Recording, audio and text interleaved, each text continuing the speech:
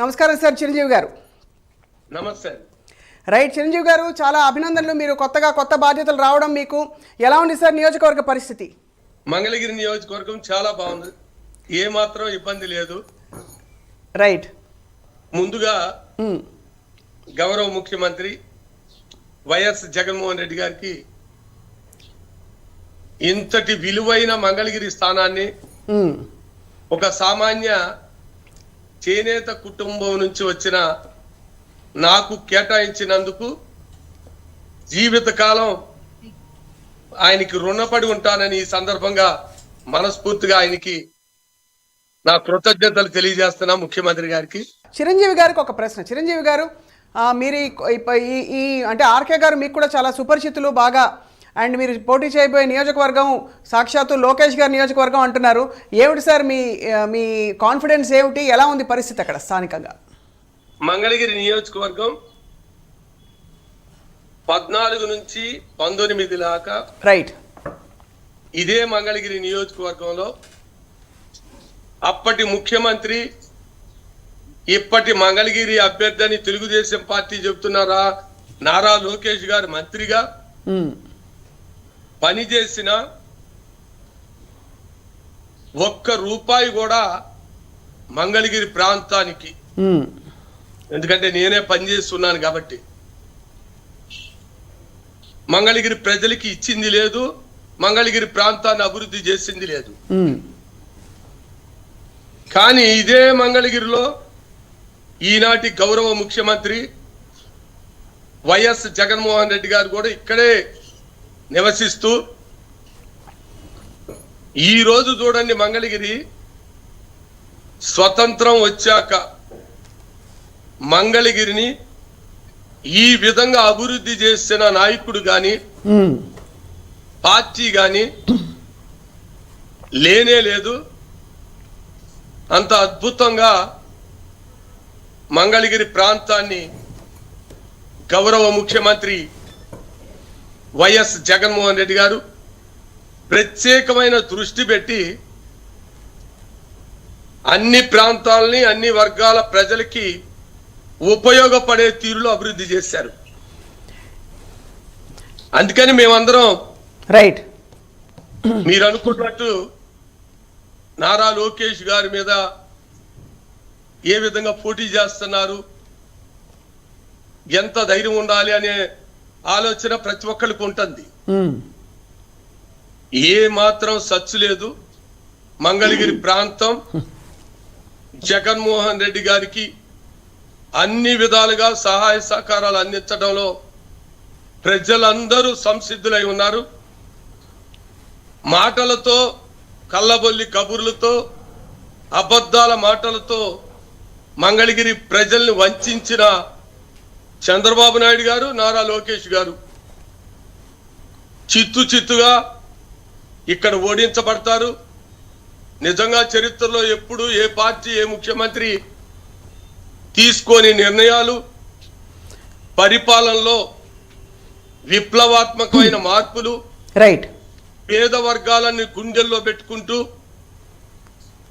ఇంత అభిమానంతో కూడిన పరిపాలన అందించిన ముఖ్యమంత్రి ఇంతవరకు ఈ రాష్ట్ర ప్రజలు చూడలా. మంగళగిరి నియోజకవర్గం అంటే మనందరికీ తెలుసు, దాదాపుగా 80% మంది ఎస్సీ, ఎస్టీ, బీసీ మైనార్టీలు, అవును, దిగువ స్థాయి పేద వర్గాలు నివసించే ప్రాంతం. అటువంటి ప్రాంతంలో ప్రజలందరికీ నవరత్నాల పథకాల ద్వారా ఎక్కడ వివక్షత లేకుండా క్షేత్రస్థాయి వరకు. చిరంజీవి గారు, ఇక్కడ అడక మానలేకపోతున్నాను, ఈ మార్పులు చేర్పులు ఎందుకు అవుతున్నాయని మీ అవగాహన సార్? జగన్మోహన్ రెడ్డి గారి ఆలోచన మనందరికీ తెలిసిందే. అందరూ ఓట్ల కోసం చిన్న వర్గాలని మాటల ద్వారా, మాయ మాటల ద్వారా ఇప్పటి వరకు వాడుకున్నారు. మనం రాజకీయాల్లో చూసాం. ఇతర పార్టీ వాళ్ళు ఏ విధంగా వాడుకొని గద్దెనెక్కిన తర్వాత కరివేపాకులాగా వాళ్ళని పక్కన పడేశారు. కానీ జగన్మోహన్ రెడ్డి గారు ఇచ్చిన మాటని నిలబెట్టుకుంటూ ఆ వర్గాలకి ఆర్థిక అంశాలే కాదు, సామాజిక రాజకీయంగా కూడా సుస్థిరమైన స్థానం కల్పించవలసిన బాధ్యత మన మీద ఉంది అని నమ్మి రైట్ సార్ ఆ వర్గాలకి ఈ రోజు మంగళగిరిని కేటాయించారని మీరు మేము ప్రగాఢంగా నమ్ముతున్నాం. జరుగుతున్న ఈ పరిణామాల్ని కూడా ప్రతిపక్షాలు దుమ్మెత్తిపోసి విమర్శిస్తున్నాయి. చిరంజీవి గారు, మొట్టమొదట మీ కామెంట్ సార్. సార్, నిజంగా ఇంతటి ధైర్య సాహస గల ముఖ్యమంత్రిని మీరందరూ ఎన్నో రాష్ట్ర ముఖ్యమంత్రుల్ని ఈ భారతదేశంలో చూశారు. ఇంత ధైర్యంతో నిర్ణయం తీసుకొని చిన్న సామాజిక వర్గాలకి సముచితమైన న్యాయం చెయ్యాలి. మంగళగిరి బెస్ట్ ఎగ్జాంపుల్ అండి. అవును, గతంలో చంద్రబాబు నాయుడు గారు నిర్దాక్షిణంగా 12 ఓట్లతో ఓడిపోయిన ఏకైక చేనేత అభ్యర్థిని నేను. నన్ను 2019లో కరివేపాకు తీసేసినట్టు తీసేసి తన సొంత కుమారుణ్ణి, అంటే 2 లక్షల కోట్లున్న నారా లోకేష్ బాబు గారిని మంగళగిరి అభివృద్ధి అనే ఒక పేరు తీసుకొచ్చి ఏ విధంగా అభ్యర్థిగా పెట్టాడో మంగళగిరి నియోజకవర్గ ప్రజలకే కాదమ్మా, రాష్ట్రంలో ఉన్న చేనేత బిడ్డలందరికీ సమాధానం చెప్పాల్సిన బాధ్యత చంద్రబాబు నాయుడు గారికి ఉంది. అదే ఈనాటి ముఖ్యమంత్రి వైఎస్ జగన్మోహన్ రెడ్డి గారు తన కుటుంబానికి అత్యున్నత సన్నిహితులు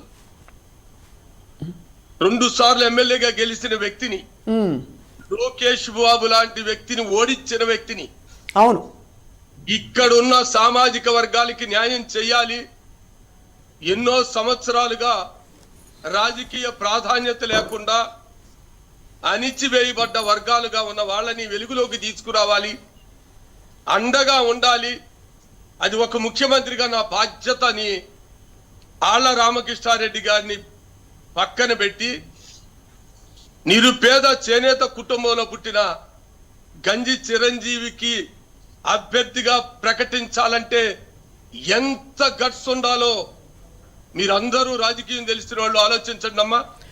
ఎవరన్నా చాలా గొప్ప మాట సార్ మీరు అన్నది. ఎందుకంటే మీరు అన్నట్టుగా ఆర్కే గారు కూడా మంచి పేరు పలుకుబడి ఉన్న నాయకులు అక్కడ ఆ ప్రాంతంలో. ఆయనకి ఒకప్పుడు అయితే అసలు చాలా మంచి పట్టున్న నాయకులు. కానీ మీరు అన్నట్టు సామాజిక న్యాయం అనే ఒక అంశాన్ని కూడా దృష్టిలో పెట్టుకున్నారు. కాబట్టి జగన్మోహన్ రెడ్డి గారు ఖచ్చితంగా ఒక నాయకుడిగా మిమ్మల్ని ముందుకు తీసుకురావాలని చెప్పి నిర్ణయించుకున్నారు. సాహసోపేతమైన నిర్ణయం అది. ఆయన తీసుకున్న నిర్ణయం రాష్ట్రం కాదమ్మా, దేశం గర్వించదగ్గ నిర్ణయాలు తీసుకున్నారు. అవును, ఇది సామాన్యమైన అన్ని పార్టీలు ఉన్నాయి, చాలా పార్టీలు మనం చూసాం. కానీ జగన్మోహన్ రెడ్డి గారు నిజంగా పేదల వర్గాలకి అన్ని వర్గాలకి న్యాయం చేయాలనే దృఢ సంకల్పంతో ఈ విప్లవాత్మకమైన మార్పులకి డేరుగా ముందుకెళ్తున్నారు. అందుకనే రాష్ట్ర ప్రజానికం పేద వర్గాలందరూ కూడా ఆయన్ని చేయిలు కొడుతుంది కూడా. ఏదో మాటల ముఖ్యమంత్రి, ఏదో 4 పథకాలు ఇచ్చిన ముఖ్యమంత్రిగా ఆయన చూడట్లా. నిజంగా మనకి బలం ఇస్తున్నారు, మనకు అండగా ఉంటున్నారు, కష్టాలలో మనకు తోడుంటున్నాడు, ఇచ్చిన మాట నిలబెట్టుకుంటున్నారు అని గట్టి నమ్మకం రాష్ట్రంలో ఉన్న ఎస్సీ, ఎస్టీ, బీసీ మైనార్టీలకి, పేదలకి, రైతులకి, మహిళలకి కలగబట్టే ఈరోజు ఆ వర్గాలన్నీ కూడా ఎన్ని పొత్తులు వచ్చినా, ఎంతమంది అనైతిక పొత్తుల ద్వారా రాజకీయ క్షేత్రంలో యుద్ధానికి సిద్ధమైన జగన్ పక్షాన్ని నిలిచారంటే ఆయన తీసుకుంటున్న విప్లవాత్మకమైన ఆలోచన విధానాలు అనేది చాలా స్పష్టంగా మంగళగిరి సీటు విషయంలోనే తెలిసిపోతుంది. గంజి చిరంజీవి గారు, ఈసారి మరి ఈ జనసేన టీడీపీ పొత్తు ఏదైతే ఉందో అది ఏ విధంగా ప్రభావం చూపుతుంది సార్ రాష్ట్ర రాజకీయాలపై? మీ కామెంట్ ఏంటి సార్ దీనిపై? జగన్మోహన్ రెడ్డి గారు చాలా స్పష్టంగా అన్ని మీటింగుల్లో చెప్తున్నారమ్మా, నా వలన, నా పరిపాలన వలన మీకు, మీ కుటుంబానికి న్యాయం జరిగింది, లాభం జరిగిందని భావిస్తే అది నన్ను ఆదరించండి, నాకు అండగా ఉండండి. నిజంగా ఈ యొక్క మాట ఇంతకు ముందు 76 ఏళ్ల స్వతంత్ర భారతదేశంలో ఏ ముఖ్యమంత్రి నోటైనా విన్నారా అని అన్ని పార్టీలో ఉన్న నాయకుల్ని నేను క్వశ్చన్ చేస్తున్న ఆన్సర్ చెప్పమనండి. అంత దమ్ముగా, అంత ఆత్మవిశ్వాసంతో, అమ్మా నా వల్ల మీకు న్యాయం జరిగితే నాకు అండగా ఉండండి అమ్మా, అంతకు మించిన మాట రాజకీయాల్లో ఏముందో చాలా స్పష్టంగా రాష్ట్ర ప్రజలందరూ గమనిస్తున్నారు. అందుకనే ఎంతమంది పొత్తులు పెట్టుకున్నా, ఎన్ని విధాలుగా గ్రాఫిక్స్ తో ఈ ప్రజా యుద్ధ క్షేత్రంలోకి వచ్చిన సింగిల్ నాయకుడు, దమ్మున్న నాయకుడు జగన్మోహన్ రెడ్డి గారి ముందు నిలిచే ప్రసక్తే లేదు. అటువంటి అవకాశాలు లేవు కాబట్టే పొత్తుల కోసం, తొత్తుల కోసం వెంపర్లాడుతున్నారు వారు. మీరు అది ప్రత్యేకంగా ఆంధ్ర రాష్ట్ర ప్రజలందరూ గమనిస్తూనే ఉన్నారు.